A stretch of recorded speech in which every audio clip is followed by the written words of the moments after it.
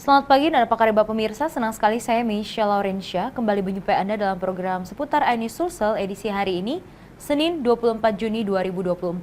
Sejumlah informasi menarik akan kami hadirkan dalam 30 menit ke depan di antaranya.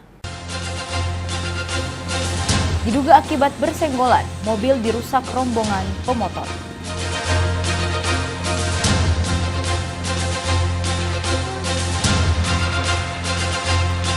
Empat rumah warga yang saling berdekatan dibobol maling.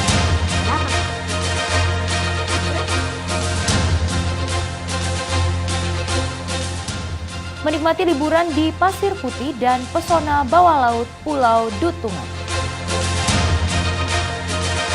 Pemirsa, selain cuplikan informasi utama tadi, sejumlah informasi menarik lainnya siap kami hadirkan pada pagi hari ini untuk Anda.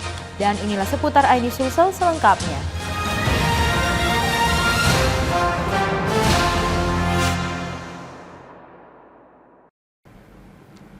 Pemirsa, kita awali dengan informasi pertama. Sebuah mobil menjadi sasaran pengrusakan oleh rombongan pengendara sepeda motor yang terlibat kejar-kejaran di Jalan Poros, Kecamatan Tompo Bulu, Kabupaten Maros. Akibatnya mobil tersebut mengalami rusak parah. Diduga pengrusakan dilakukan setelah salah seorang rekannya terjatuh dari sepeda motor usai bersenggolan dengan mobil tersebut.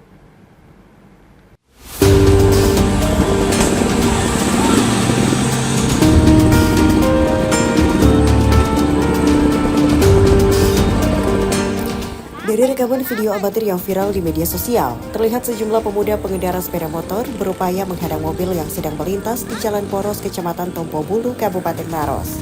Bahkan salah seorang pemuda lainnya langsung menghantam kaca depan mobil tersebut menggunakan helm yang dipegangnya.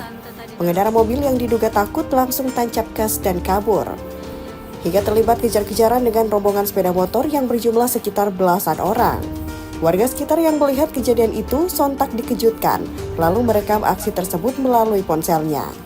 Beruntung pengendara mobil berhasil melarikan diri ke kantor polisi terdekat, meski kendaraannya mengalami kerusakan pada bagian kaca depan dan pintu samping. Diketahui mobil tersebut berpenumpang 2 orang yang dikendarai oleh sang sopir bernama Deng Tutu, pria lansia berusia 64 tahun. Tidak ada korban jiwa dalam kejadian ini, namun pengemudi dan penumpang sempat trauma saat rombongan pengendara sepeda motor ini melakukan penyerangan. Diduga pengrusakan lantaran mereka tidak terima rekannya terjatuh dari sepeda motor usai bersenggolan dengan mobil tersebut. Akibat kejadian ini, polisi mengamankan 13 pemuda pengendara sepeda motor yang melakukan pengrusakan. Korban ini dia tidak melihat bahwa itu ada yang senggol mobilnya di belakang. Akhirnya terus diburu. Hanya didapat. Namun setelah didapat itu korban disuruh turun dari mobil. Namun tidak turun karena mereka takut. Karena mereka ini ada berapa rombongan itu. Ada kurang lebih 10 motor. Hingga saat ini 13 pemuda yang diamankan masih menjalani pemeriksaan di kantor kepolisian sektor Tompo Bulu. Dari Kabupaten Maros, Wahyu Ruslan, iNews melaporkan.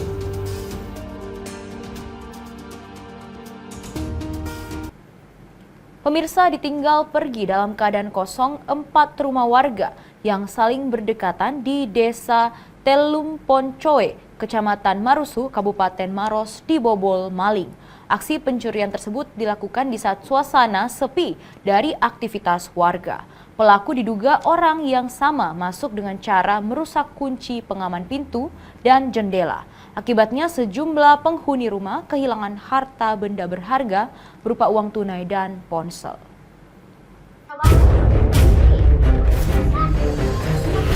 Dari rekaman video amatir yang viral di media sosial, terlihat penghuni rumah terkejut dengan kondisi di dalam rumahnya berantakan usai dibobol maling yang mencari barang berharga. Tidak hanya itu, sejumlah rumah lainnya juga ikut mengalami hal yang sama.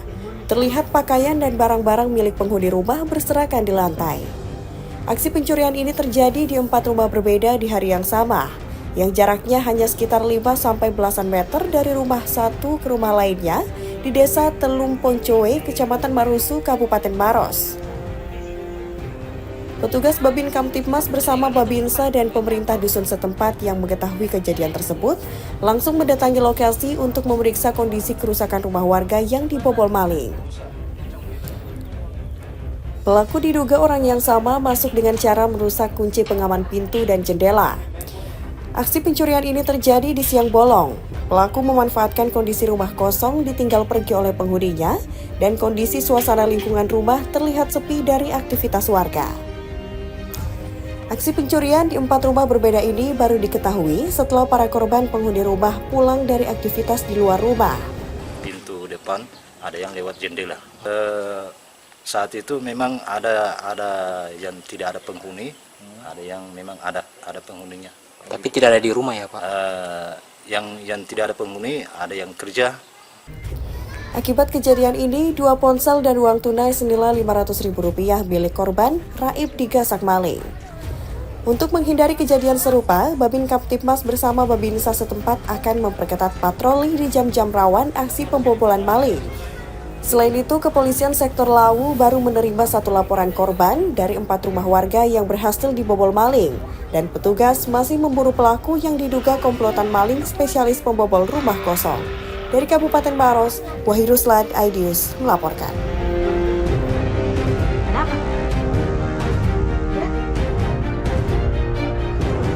Kita beralih ke informasi lainnya pemirsa. Wali Kota Makassar Muhammad Ramdan Pomanto bersama sejumlah konten creator bersilaturahmi bersama dalam rangka membahas isu-isu yang berkembang di Kota Makassar.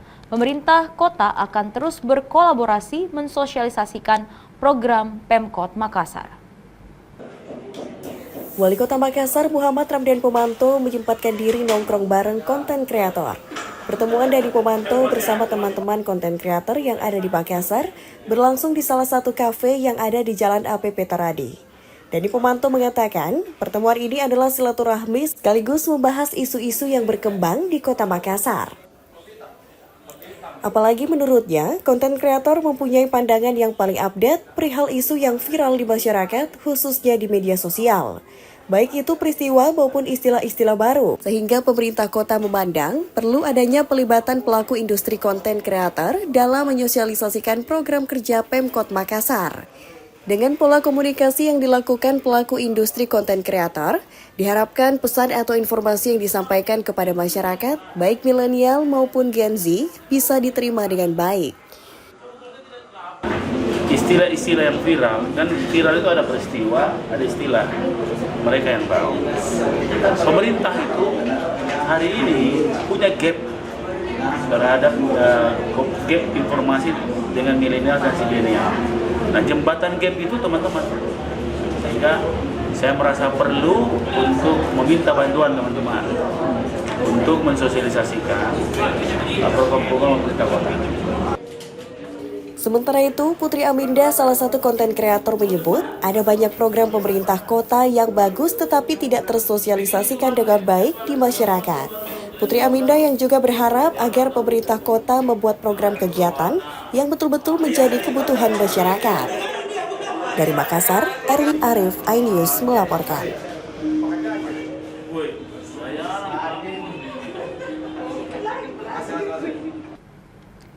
Pemirsa, pemilihan Gubernur Sulawesi Selatan menjadi topik diskusi warung kopi yang digelar komunitas jurnalis politik atau KJP di Makassar.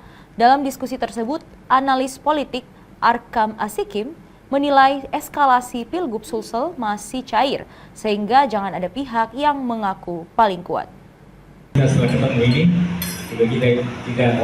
Hal tersebut diungkapkan oleh analis politik dan Hankam Arkam Azikin usai diskusi warung kopi di Makassar bersama komunitas jurnalis politik. Arkam Azikin mengatakan, eskalasi Pilgub Sulsel masih cair dan hingga saat ini belum ada calon resmi hingga Agustus mendatang. Eskalasi politik di Sulsel ditentukan oleh sikap Partai Gerindra, Nasdem, Demokrat, Golkar, P3 dan PKB sebagai pemenang pileg di Sulsel. Menurut saya lebih bagus ini yang maju Pilgub supaya seru, biarkan RMS maju, Amran Sulaiman maju, Andiwan Aras maju. Kemudian yang keempat ini bisa alternatif calon gubernur itu kalau bisa mendapatkan pintu partai Andi Muhammad atau Panglima TAN, Iyas dari Golkar, atau nama lain dari siapa figur yang bisa memperebutkan bakal calon atau calon gubernur yang keempat. Nah, karena kalau sekarang umpamanya konstelasi politik umpamanya Andi Sudirman yang didorong, itu menurut saya tidak kuat menghadapi Iwan Aras dari Pomanto, ya kan, Dias atau sekelas RMS. Ke depan ini, kalau konstelasi politik ini mengerucut dari eskalasi kepentingan atau penentuan elit politik Jakarta, berarti memang karena pemilihan gubernur ini penentuan elit politiknya di Jakarta. Kenapa demikian? Ya realitasnya karena gubernur adalah wakil pemerintah pusat di daerah. Artinya eskalasi politik kita masih sangat cair untuk ke depannya. Tapi kita berharap figur-figur yang maju ini jangan selalu terjadi black campaign.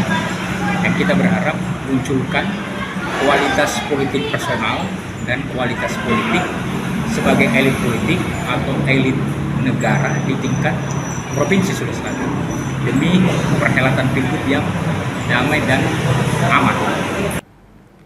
Pemirsa, mengantisipasi konflik akibat media sosial pada penyelenggaraan Pilkada serentak 27 November 2024 mendatang, Himpunan Pelajar Mahasiswa Turatea Komisariat UIT Makassar menggelar diskusi yang mengangkat tema peran edukasi digital dan mengantisipasi konflik dan praktik kampanye negatif.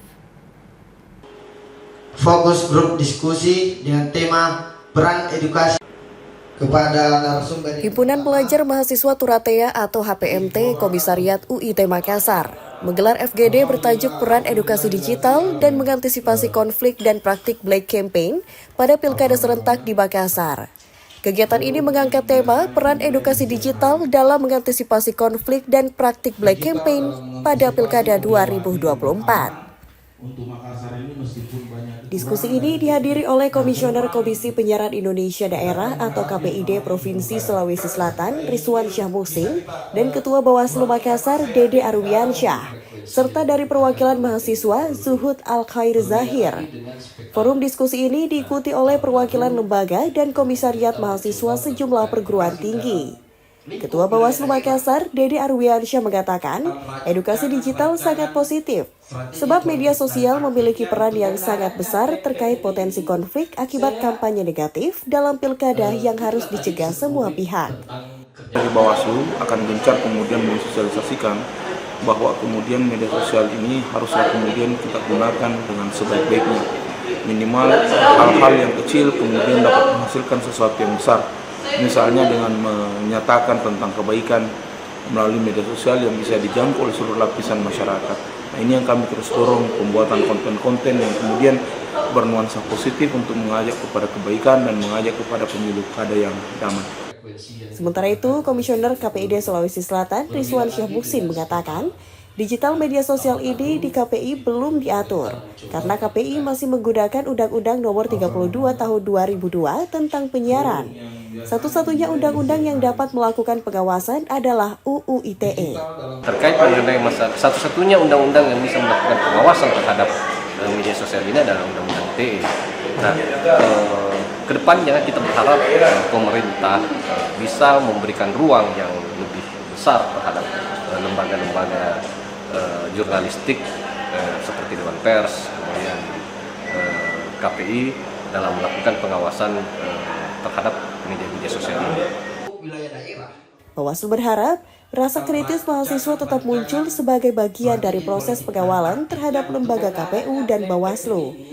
Dari Makassar, Tim Liputan iNews melaporkan. Pemirsa, tetaplah bersama kami karena kami masih akan kembali dengan sejumlah informasi menarik lainnya. Di antaranya, diduga dianiaya, tenaga kerja Indonesia tewas di Malaysia. Akan hadir saat lagi, tetaplah di seputar iNews Sulsel.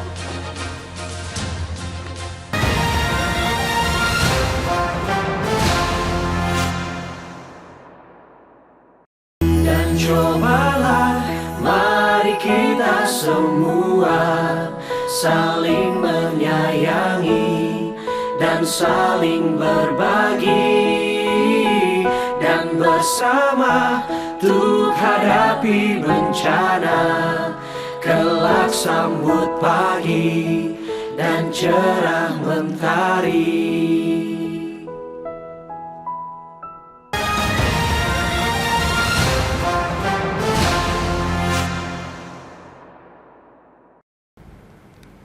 Terima kasih pemirsa, Anda masih bersama kami di seputar Anies Sulsel. Pemirsa, seorang pria yang merupakan tenaga kerja Indonesia asal Kabupaten Goa ditemukan tergeletak dan tak sadarkan diri di Malaysia dengan sejumlah luka bekas penganiayaan di tubuhnya. Diduga TKI tersebut menjadi korban penganiayaan dan perampokan hingga tewas karena saat ditemukan dompet dan HP korban hilang.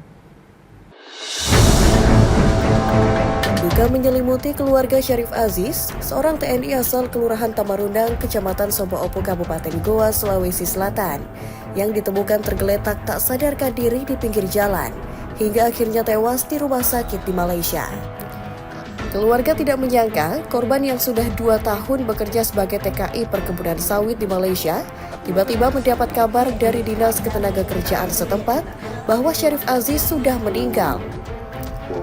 Saat ditemukan di pinggir jalan, di sekujur tubuh Syarif Aziz terdapat sejumlah luka yang diduga bekas penganiayaan. Korban pun langsung dilarikan ke rumah sakit di Malaysia untuk mendapat perawatan medis, namun nyawanya tidak dapat tertolong. Menurut adik almarhum Syarif, kabar meninggalnya korban di Malaysia diketahui pada tanggal 15 Juni 2024. Keluarga menduga almarhum dianiaya dan dirampok karena seluruh barang bawaannya hilang. Kalau di mana kerja? Secara jelasnya kami tidak tahu. Di Malaysia? Di Malaysia. Kalau lokasi di Malaysia iya. Foto itu di belakang, ada memar di belakang. Ada memar ya? Iya, ada bekas pukulan di belakang, memar sama ada kayak cambukan apa gitu. Barang-barang berharga yang katanya hilang gitu ya? Iya, HP sudah tidak ada, KTP, visa, yang ada cuma paspor saja. Paspor ya? Dinas Ketenagakerjaan Kabupaten Goa hingga kini masih terus menunggu kabar dari Malaysia dan terus melakukan koordinasi pemulangan jenazah ke Indonesia. Perusahaan yang mempekerjakan di sana atau majikannya sudah ada komunikasi ke pihak keluarga korban. Sudah mau tanggung jawab? Alhamdulillah. Ya, insya Allah dia bertanggung jawab sepenuhnya untuk itu dalam rangka pemulangannya. Keluarga korban berharap agar jenazah almarhum Syarif Aziz segera dipulangkan oleh pihak perusahaan tempatnya bekerja di Malaysia untuk dimakamkan di Kabupaten Goa. Dari Kabupaten Goa, Bukma News, MNC Media melaporkan. Kita ke informasi lainnya pemirsa. Ketua Penggerak PKK Kota Makassar, Indira Yusuf Ismail disambut meriah dan bahagia oleh masyarakat saat mengunjungi Utara Fest 2024 di Pelabuhan Pautere, Kecamatan Ujung Tanah.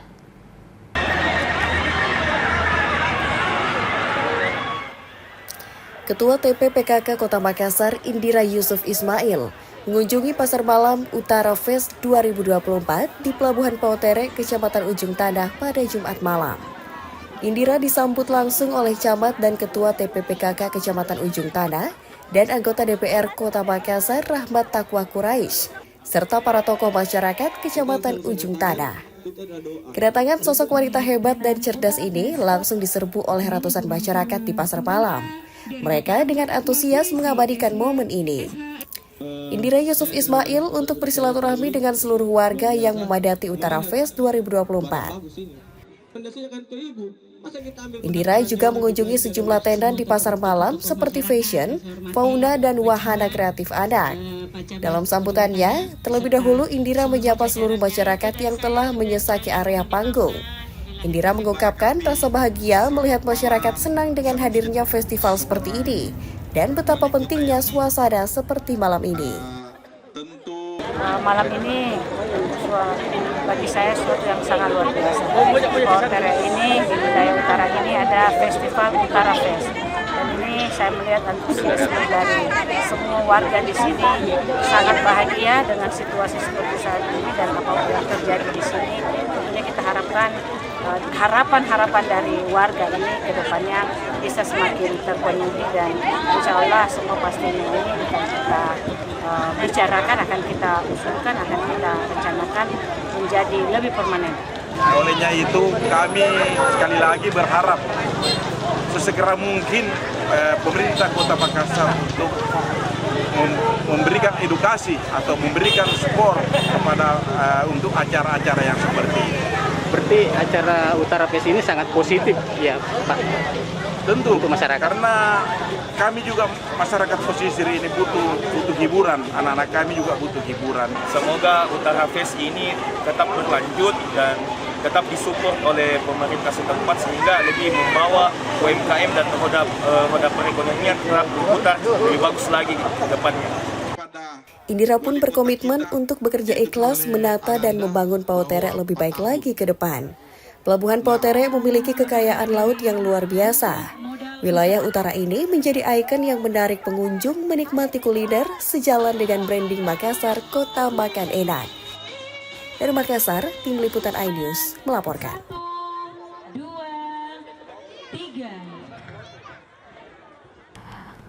Pemirsa, aksi perubahan dilakukan oleh peserta pelatihan kepemimpinan administrator dengan memanfaatkan lahan tidur dan menyulapnya menjadi kebun pertanian.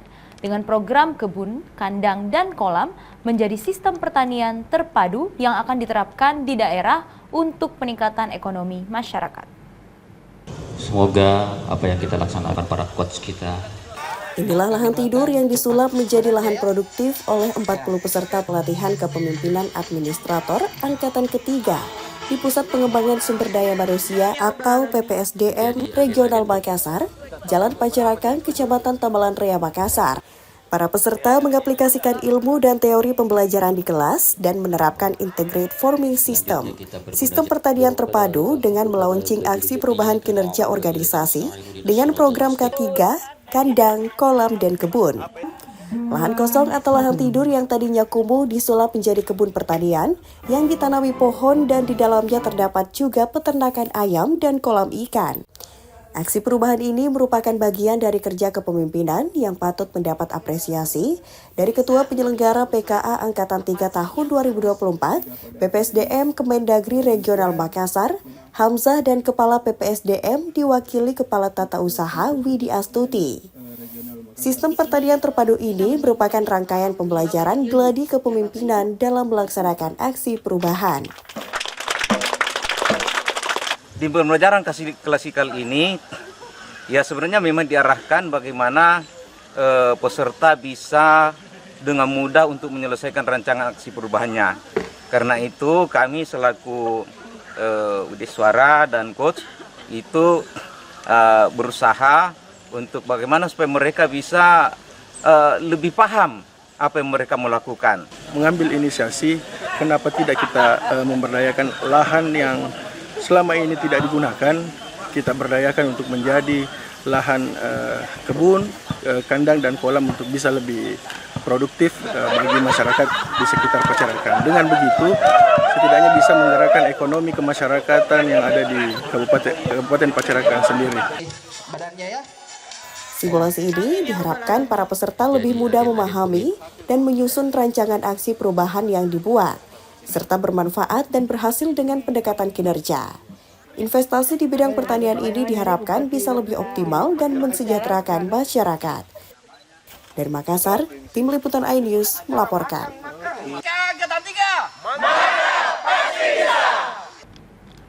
Sementara itu pemirsa, ribuan peserta Sivitas Akademika dan keluarga besar Universitas Muslim Indonesia mengikuti aksi Jalan Sehat yang diwarnai dengan seruan Free Palestine. Para peserta membawa bendera dan menggunakan atribut Palestina. Baik, Bapak, Jalan Sehat oleh seluruh peserta. Sedikitnya 3.500 peserta dari Sivitas Akademika dan keluarga besar Universitas Muslim Indonesia hingga mahasiswa internasional memperingati Milad Umi yang ke-70 yang digelar di pelataran Auditorium Al-Jibra Umi, Makassar. Sebagai kampus Islam terbesar di kawasan timur Indonesia, Universitas Muslim Indonesia memilih berdiri bersama Palestina. Umi berdiri tegak dengan komitmen bersama Palestina.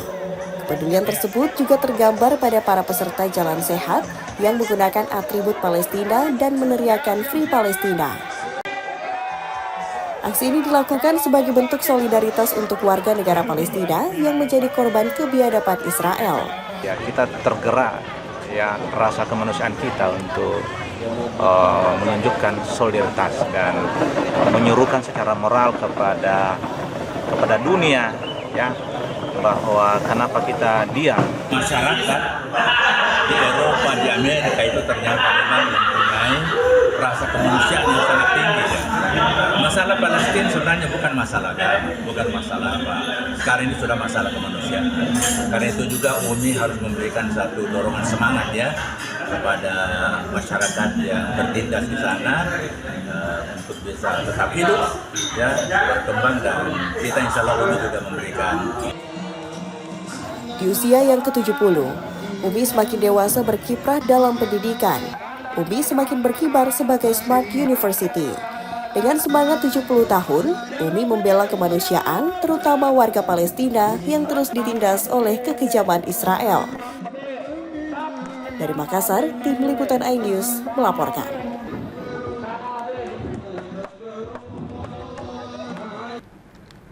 Pemirsa, kita beralih ke informasi seputar dunia pariwisata. Tempat wisata Pulau Dutungan di Kabupaten Baru bisa menjadi referensi liburan bersama keluarga yang sangat mengasyikkan. Di pulau tersebut Anda bisa camping menikmati pemandangan alam bawah laut yang mengagumkan. Penasaran? Berikut liputannya untuk Anda.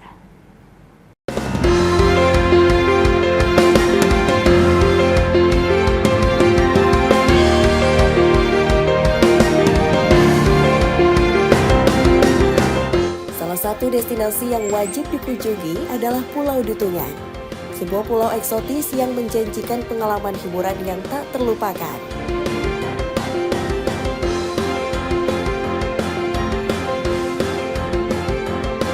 Pulau Dutungan menyimpan beragam keindahan alam yang sayang untuk dilewatkan. Selain itu, pulau ini juga menawarkan sejumlah aktivitas wisata menarik untuk mengisi waktu akhir pekan dan liburan anak sekolah. Wisata alam Pulau Dutungan terletak 132 km dari kota Makassar. Pulau yang menjadi gugusan Kepulauan Spermonde ini terletak di Kecamatan Balusetasi, Kabupaten Baru. Menarik dan instagramable serta menjadi hits di Sulawesi Selatan. Untuk mengunjungi pulau ini, pengunjung harus menempuh perjalanan darat selama 3 jam dari Makassar menuju Kabupaten Baru.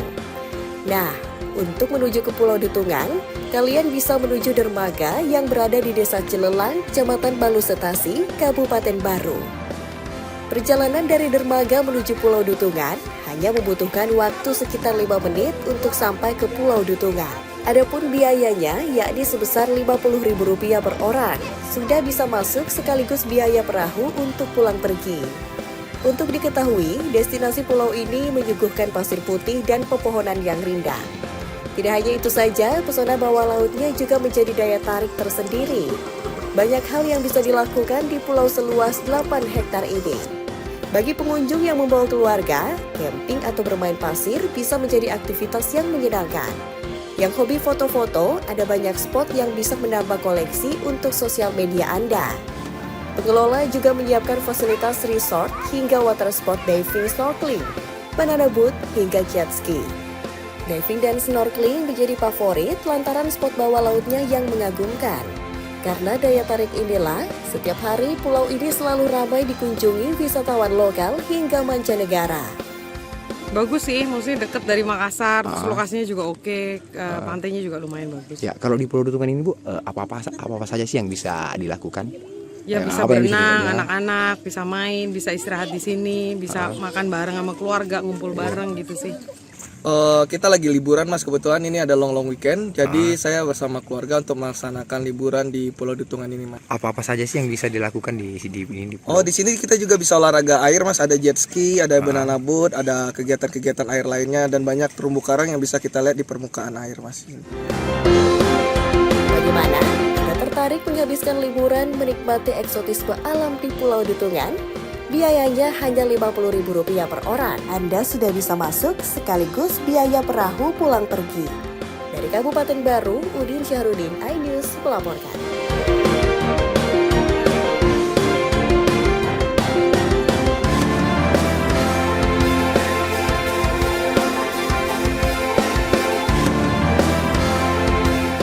Pemirsa, informasi seputar dunia pariwisata tadi sekaligus menutup perjumpaan kita dalam program seputar Eni Sulsel edisi hari ini.